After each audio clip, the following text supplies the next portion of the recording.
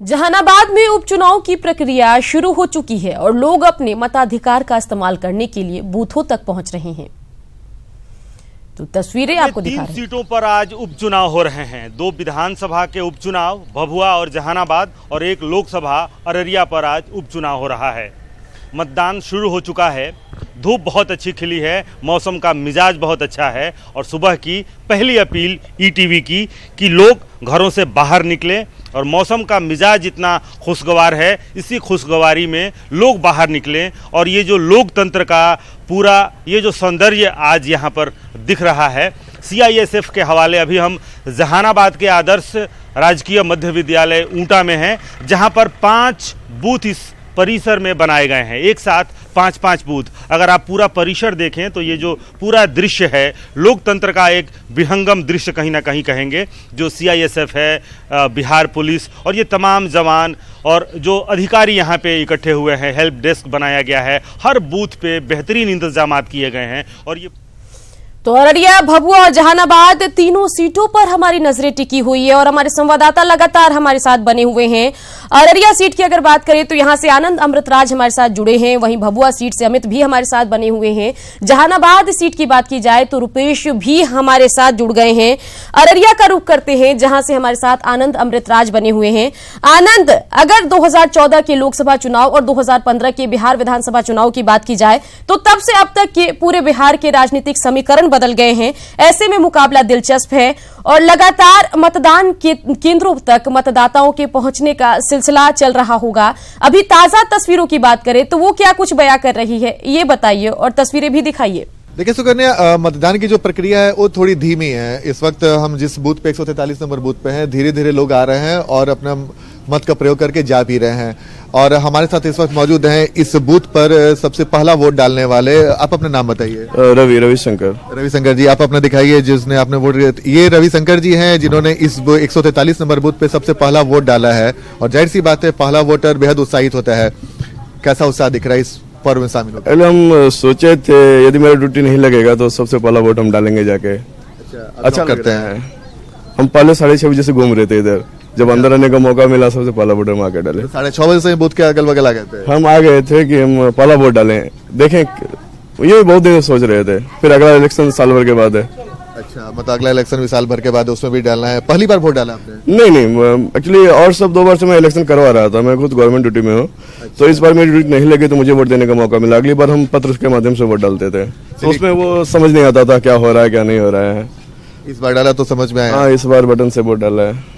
कितना उत्साह दिख रहा है। और अपने घर वालों को बोले हैं कि नहीं कि जल्द से जल्द पहुंचिए वोट डालने? हाँ, वो लोग आएंगे, 2 बजे आएंगे, खाना वाना बना के आएंगे। चलिए, खाना बनाने के। तो ये रवि जी थे। और एक बार आप फिर से दिखाइए। रवि जी को हम दिखा रहे हैं। सुकन्या, यही है लोकतंत्र के महापर्व में जब आप शामिल होने के लिए आएंगे तो यही जो चिन्ह बनता है उंगली पर, इसी को देखकर वोटर उत्साहित होता है। और जो हमारे नेताजी हैं जो पहुंचते हैं मतदाताओं के पास, इसी को देखकर उनके चेहरे भी खिल उठते हैं। चलिए, यहाँ तो उत्साह दिख रहा है। आनंद रुख कर लेते हैं भभुआ का, जहां से अमित हमारे साथ जुड़े हुए हैं। अमित, भभुआ का भी मुकाबला दिलचस्प है। अगर मतदान केंद्रों की बात करें, बूथों की बात करें तो वहां किस तरीके से मतदाताओं के जुटने का सिलसिला शुरू हुआ है, ये जरा बताइए और तस्वीर दिखाइए।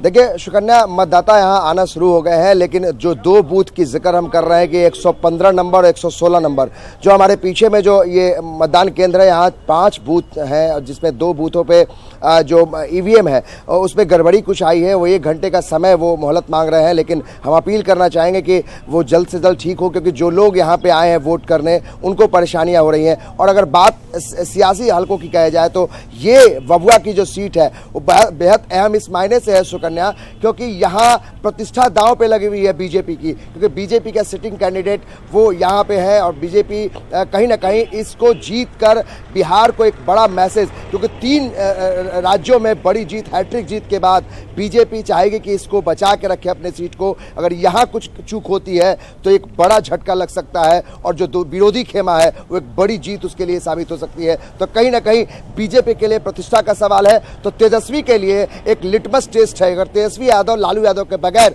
अगर चुनाव प्रचार कर रहे हैं और यहाँ पे उनको जीत हासिल होती है तो एक बड़ा सेहरा जो है वो तेजस्वी के सर पे बंधेगा। तो निर्णायक होगा यहाँ पे। यहाँ दो कैंडिडेट हैं, रिंकी रानी पांडे हैं जो ब्राह्मण जाति से, हम जाति की बात इसलिए कर रहे हैं कि विकास के ऊपर अमूमन ये देखा जाता है कि बिहार और उत्तर प्रदेश में वो जाति हावी हो जाती है और ऐसे में ब्राह्मणों का सबसे बड़ा वोट है। यहाँ कैंडिडेट बीजेपी से रिंकी रानी पांडे है, तो दूसरे तरफ पटेल है, शंभू पटेल है जो कुर्मी जाति से आते हैं और वहाँ 7.36% कुर्मी जाति के लोग हैं। तो ये निर्णायक हो सकता है और सबसे बड़ी बात कि अगर बीजेपी यहाँ सीट अपनी बचाती है तो एक प्रतिष्ठा जो है वो बच सकती है, लेकिन अगर यहाँ चूक होती है तो बड़ा झटका लगेगा। आगे वाला मिशन 2019 के लिए कहीं ना कहीं चिंता का विषय हो सकता है। सुकन्या, बिल्कुल, भभुआ सीट पर दोनों राष्ट्रीय पार्टी बीजेपी और कांग्रेस के बीच मुकाबला है। रुख कर लेते हैं जहानाबाद का, जहां से हमारे संवाददाता रुपेश भी हमारे साथ जुड़ गए हैं। रुपेश, अगर जहानाबाद की बात करें, जिस बूथ पर आप खड़े हैं, क्या कुछ नजारा है, बताइए, तस्वीर भी दिखाइए। देखिए, बहुत सुंदर नज़ारा है और लोकतंत्र के लिए खुश होने वाला एक दृश्य हम दिखलाते हैं कि किस तरीके से। देखिए, यहाँ पर 5 बूथ बनाए गए हैं, लेकिन हर बूथ पर इक्के दुक्के लोग दिख रहे हैं, लेकिन महिलाओं की संख्या अच्छी खासी तादाद दिख रही है। कम से कम अभी घर में जो पुरुष हैं या फिर जो नौजवान जो अपने घरों में हैं, उनको एक सीख कहीं ना कहीं लेनी चाहिए। और ये जो दृश्य हम अपने टीवी स्क्रीन के माध्यम से, जो लोग घरों में बैठे हैं और इंतज़ार कर रहे हैं कि दिन और खिलेगा, ज़रा हम थोड़ा अपना काम धाम कर लें, नाश्ता वगैरह कर लें, फिर घर में आराम से मतदान करेंगे, उनके लिए ये दृश्य कहीं ना कहीं उनको कुछ ना कुछ शिक्षा जरूर देगा। देखिए, एक बूढ़ी माता जी हैं, वोट दे लिया आपने, जब बहुत पहले निकली, घर में क्या कुछ नाश्ता वास्ता बनाया क्या? नहीं बनाया है। आप बताइए, आप तो कह रही थी कि हमने घर में झाड़ू भी अभी नहीं लगाई है। अभी कुछ नहीं हुआ। हमार सिर तो दर्द कर रहा था, हम सोए हुए थे मने। उसके बाद कही कि अब दे के कुछ करम घर के काम पहले देंगे, उसके बाद ही कुछ हाँ, करेंगे क्या? हम सोचे कि यार देख के आएंगे तो घर के काम करेंगे। अच्छा, पहले घर में दे लेंगे, वोट यहाँ पे दे लेंगे, उसके बाद घर का काम होगा। हालांकि कुछ ऐसी भी महिलाएं हैं जो बहुत परेशान हैं। आपको हम बहुत देर से देख रहे हैं, कितने जगह पे आप जाकर कतारबद्ध हुई हैं, लाइन में कितनी जगह खड़ी हुई हैं अभी? कम से कम 5 जगह। अच्छा, वोट दिया अभी तक? नहीं सर, मेरा एथिए नहीं, नंबरे नहीं मिल रहा है। 219 पर है, लेकिन 219 पर मेरा नाम नहीं है, मेरे जगह पर दूसरे का नाम है, समझ गए? मेरा वोटर लिस्ट। आप बता रही थी आपके पतिदेव कहाँ गए? पतिदेव का उधर वो भटक रहे हैं। थोड़ी सी परेशानी भी है, लोग थोड़े परेशान भी हैं, चूंकि 5-5 बूथ यहाँ पे बनाया गया है। लेकिन आपके पतिदेव बता रहे थे कि हर साल का आपका रिकॉर्ड है, जब भी कोई मतदान होता है। जी, पहला वोट जी, लेकिन वो रिकॉर्ड इस बार टूट गया सर, टूट गया है। ये नहीं है, कोई लिस्ट में नाम ही नहीं है, अब पता नहीं क्यों है। यहाँ 5 बूथ है, 5 बूथ पे आपने देख लिया, कहीं आपका नाम नहीं? कहीं नाम नहीं है। मेरा मत, मेरा अधिकार खत्म। तो ये एक कम से कम परेशानी है। एक मतदाता जो सपत्नीक यहाँ पे पहुँचते हैं, हालांकि इनके पतिदेव यहाँ दिख नहीं रहे हैं, वो अभी भी कई अन्य बूथ हैं यहाँ पे, जो 5 बूथ हैं, 5 बूथ पे ये भटक चुके हैं, नाम नहीं है, लेकिन ये रिकॉर्ड है। और पहली बार ये रिकॉर्ड टूटा है जब हर साल पहला वोट इन्हीं दोनों पति पत्नी का कहीं ना कहीं गिरता है। लेकिन अगर सियासी समीकरण को जरा समझते हैं, क्योंकि सुबह सुबह का वक्त है, लोग थोड़े परेशान भी हैं, थोड़े परेशान यहाँ के अधिकारी भी हैं इन लोगों को लेकर कि जो लोग यहाँ पे, वैसे तो कम ही लोग पहुँच रहे हैं, लेकिन जो लोग यहाँ पहुँच रहे हैं वो आसानी से वोट दे सकें, ये कोशिश है यहाँ के अधिकारियों की। ये बताइए, रागिब हमारे साथ हैं, जहानाबाद हमारे संवाददाता हैं। रागिब, बहुत हॉट सीट है, 3 सीटों पे चुनाव हो रहा है, लेकिन ये सीट को हॉट माना जा रहा है जहानाबाद को, क्योंकि महागठबंधन जब 26 जुलाई को टूटा, उसके बाद से पहली बार राजद और जदयू की भिड़ंत इसी सीट पर हो रही है। क्या कुछ समीकरण निकल करके सामने आएगा या आ रहा है?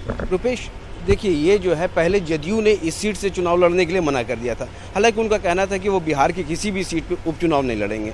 बाद में फिर बीजेपी में एक तरह से कह लिया जाए कि अंदर खाने में जो है कला हुई, और उसके बाद फिर ये सीट जो है, जहानाबाद विधानसभा की उपचुनाव की सीट जो है, जदयू के खाते में गई। उसके बाद फिर ये सीट एक तरह से हॉट सीट मानी गई। काफ़ी संख्या में जितने भी जदयू के बड़े बड़े नेता थे, कद्दावर नेता थे, सभी ने यहाँ पे डेरा जमाया और सभी ने यहाँ चुनाव प्रचार किया।